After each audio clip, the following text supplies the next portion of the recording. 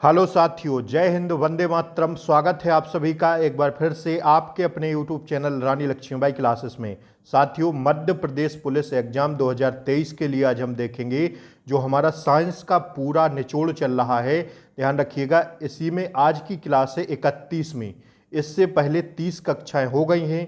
अगर आप सभी ने इन 30 कक्षाओं को नहीं देखा है तो लिंक आपको इसी क्लास के नीचे डिस्क्रिप्शन बॉक्स में मिल जाएगी। इन तीनों 30 कक्षाओं की आप लोग जाके सारी कक्षाएं देख लीजिए पेपर से पहले।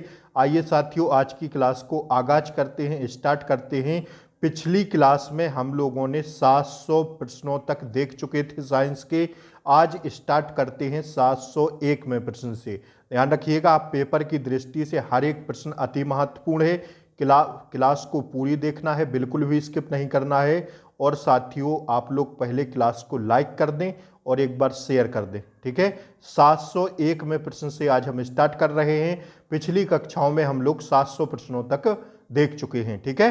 तो आइए, भविष्य का ईंधन, पहला प्रश्न आपकी स्क्रीन पर लगा है कि भविष्य का ईंधन किसे कहा जाता है?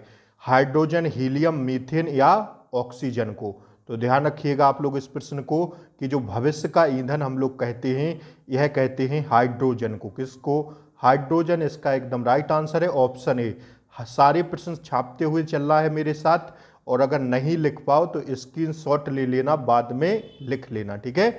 निम्न में से किस एक का ईंधन मान अधिकतम होता है? तो ध्यान रखिएगा, 4 ऑप्शंस आपके सामने हैं।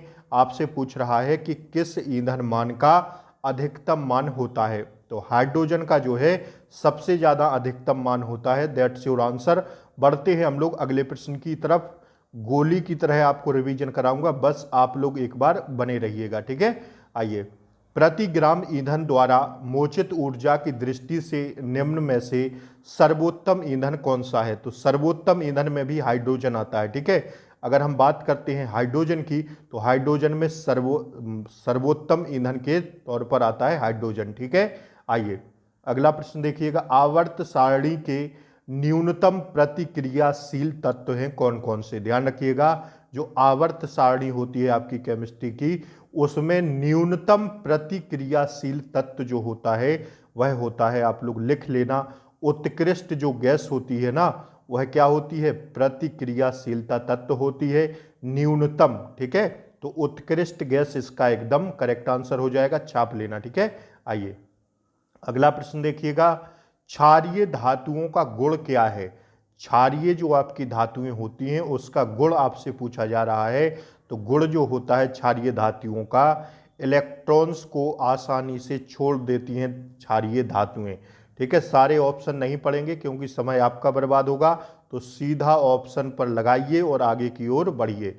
साथियों, एक बात कहेंगे यहाँ पर आप लोगों से कि अगर आप लोग चैनल पर नए हों तो चैनल को सब्सक्राइब कर लें, बेल आइकन प्रेस कर दें, ताकि ऐसी ही आगे आने वाली क्लासों का नोटिफिकेशन आपको सबसे पहले मिलता रहे। और क्लास को लाइक कर दें और एक बार शेयर कर दें। ध्यान रखिएगा साथियों, सब्सक्राइब आपको जरूर करना है। क्यों? क्योंकि साथियों 12 अगस्त से आपके एग्जाम स्टार्ट हो रहे हैं। मैंने अभी आपको जितनी भी क्लासें कराई हैं, देखिए 700 प्रश्न साइंस के करा दिए हैं। अब इसके बाद हम 200-300 प्रश्नों की मैराथन आप लोगों के लिए करवाने वाले हैं। चाहे समय उसमें 2 घंटे लगे या फिर 3 घंटे लगे, जितना भी समय लगता है उससे फर्क नहीं पड़ेगा। आप लोगों के लिए मैराथन क्लासें जल्दी ही इसी चैनल पर आने वाली हैं। तो क्लासों का आपको नोटिफिकेशन स्वतः मिल जाएगा, इसलिए आप लोग चैनल को सब्सक्राइब कर लें, बेल आइकन प्रेस कर दें और साथियों क्लास को लाइक कर दें, एक बार शेयर कर दें। आइए, अगले प्रश्न की ओर हम लोग बढ़ते हैं, ठीक है। मैराथन की आप लोग चिंता ना करें, जल्द ही आपके सामने मैराथन होंगी, ठीक है। धातुएं विद्युत का वाहन क्यों होती हैं? आप पढ़िएगा। आइए, धातुएं विद्युत का वाहन क्यों होती हैं? तो इसका राइट आंसर हो जाएगा ऑप्शन सी, मुक्त इलेक्ट्रॉन्स के कारण। अब देखिए, गोली की तरह रिवीजन करा रहा हूं, बस बने रहिए। पीरियड्स में दाएं से बाएं संचलन करते समय इलेक्ट्रॉन बंधुता कैसी हो जाती है? पीरियड जब होता है उसमें बाएं से दाएं संचलन करते समय इलेक्ट्रॉन बंधुता कैसी हो जाती है? तो ध्यान रखिएगा, इसका राइट आंसर हो जाएगा साथियों, बढ़ जाती है। क्या हो जाती है? पीरियड के बाएं से दाएं संचलन करने पर बढ़ जाती है क्या? इलेक्ट्रॉन बंधुता। आइए, अगला प्रश्न देखिएगा। निम्नलिखित में से कौन सा किसी धातु का इलेक्ट्रॉनिक विन्यास नहीं है? तो 283 इलेक्ट्रॉनिक विन्यास होता है। 281 धातु का इलेक्ट्रॉनिक विन्यास होता है, लेकिन अगर हम बात करते हैं 2/6 की तो यह कोई भी इलेक्ट्रॉनिक विन्यास नहीं है। यह एकदम राइट आंसर है। 2 और 1 भी इलेक्ट्रॉनिक विन्यास होते हैं किसी धातु के। तो आपसे पूछ रहा था कि कौन सी धातु का इलेक्ट्रॉनिक विन्यास नहीं है, तो साथियों ध्यान रखिएगा 2 और 6 कोई भी धातु का इलेक्ट्रॉनिक विन्यास नहीं है। That's your answer. अगले प्रश्न की ओर हम लोग बढ़ेंगे। लैंथेनम का परमाणु संख्या कितनी होती है? तो आप लोगों ने परमाणु संख्या जो आवर्त सारणी में होती है उस सारी परमाणु संख्या को आप लोग याद कर लेना। लैंथेनम की जो परमाणु संख्या होती है वह होती है भैया कितनी? 57। That's your answer. ठीक है, अगला प्रश्न देखिएगा। सोडियम धातु का संग्रह निम्नलिखित में डुबोकर किया जा सकता है। सोडियम धातु का संग्रह किस में डुबोकर किया जा सकता है? तो ध्यान रखिएगा केरोसिन में। किस में? केरोसिन में डुबोकर करते हैं किसका? सोडियम धातु का संग्रह। आइए अगला प्रश्न देखिएगा। आजकल सड़कों पर रोशनी के लिए प्रायः पीले लैंपों का प्रयोग किया जाता है। हम लोग देखते हैं सड़कों पर जब निकलते हैं तो पीले रंगों की जो है रोशनी लगाई जाती है। इसका देखिए उन लैंपों में निम्न में से किस गैस का प्रयोग किया जाता है?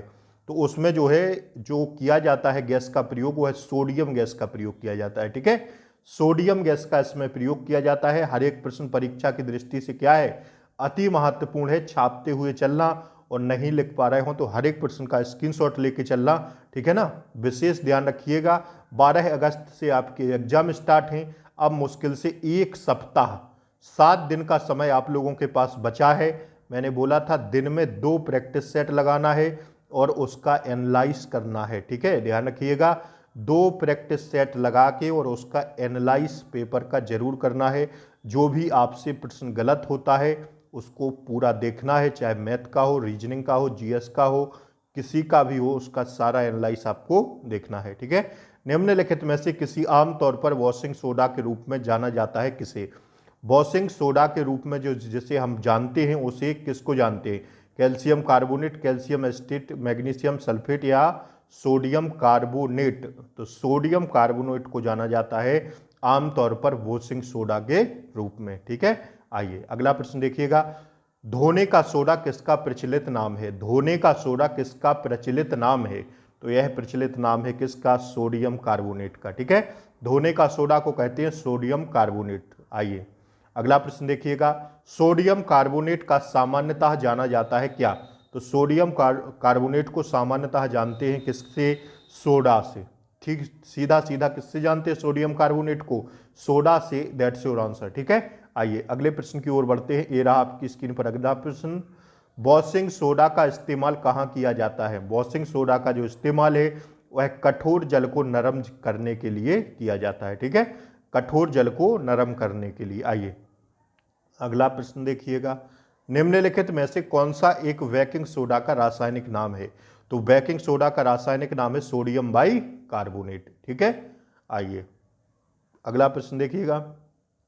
सोडियम बाई कार्बोनेट का सामान्य नाम क्या है? तो सामान्य नाम क्या है? अभी देखिए ना, बेकिंग सोडा। ठीक है, आइए अगला प्रश्न देखिएगा। खाने का सोडा का नाम क्या है? अति महत्वपूर्ण प्रश्न है, लिखते हुए चलिएगा। खाने के सोडा है क्या? तो जो खाने का सोडा है वह है सोडियम बाई कार्बोनेट। आइए अगला प्रश्न देखिए। जब सोडियम बाई कार्बोनेट की अत्यधिक गर्म जब उसे अत्यधिक गर्म किया जाता है तो क्या उत्पाद बनता है? जब सोडियम बाई कार्बोनेट को अत्यधिक गर्म किया जाता है तो इससे उत्पाद क्या बनता है? तो ध्यान रखिएगा, इससे जो उत्पाद बनता है सोडियम कार्बोनेट बनता है। ठीक है, आइए अगला प्रश्न देखिए। फोटोग्राफी में सामान्यतः प्रयोग किए जाने वाले हाइपो का रासायनिक नाम क्या है? जो फोटोग्राफी में प्रयोग किया जाता है हाइपो, उसका रासायनिक नाम क्या है? तो उसका रासायनिक नाम है सोडियम थायोसल्फेट। क्या है? Sodium thiosulphate. That's your answer. अगला प्रश्न देखिएगा। फोटोग्राफी में सोडियम थायोसल्फेट विलयन का प्रयोग क्यों नहीं किया जाता है? तो इसका प्रयोग इसलिए नहीं किया जाता है क्योंकि अपघटित सिल्वर ब्रोमाइड के विलय सिल्वर थायोसल्फेट संकुलन के रूप में निकालने के लिए। ठीक है, ध्यान रखिएगा, ऑप्शन सी इसका सही जवाब है। साथियों ऑप्शन सी पर लगा लीजिए और स्क्रीनशॉट ले लेना इस प्रश्न का। ठीक है, आइए अगला प्रश्न देखिएगा। निम्नलिखित पदार्थों में कौन सा फोटोग्राफी में तथा एक एंटीक्लोर के रूप में प्रयुक्त होता है? ठीक है, एंटीक्लोर के रूप में प्रयुक्त होता है फोटोग्राफी में तथा एंटी क्लोर के रूप में प्रयोग होता है। तो वह क्या है, वह ध्यान रखिएगा आप लोग, वह है सोडियम थायोसल्फेट। ठीक है, सोडियम थायोसल्फेट लिखते चलिएगा। ठीक है, आइए, फोटोग्राफी में स्थायीकर, फिक्सर, विकासक, डेवलपर के रूप में उपयोग होने वाला रसायन क्या है। तो यह जो रसायन है लिख लीजिए सोडियम थायोसल्फेट।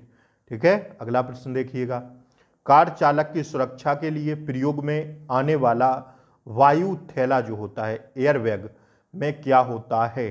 तो उस एयरबैग में होता है क्या, ध्यान रखिएगा, सोडियम एंजाइड।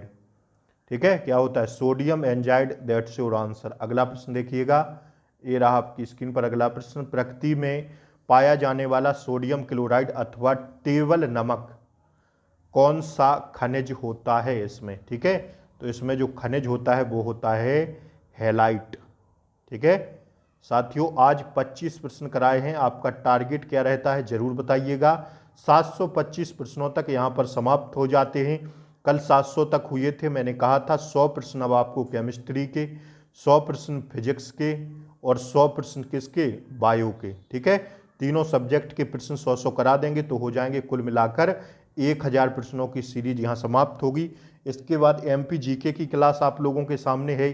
25 क्लासें हमने एमपी जीके की करा दी हैं आप लोगों को।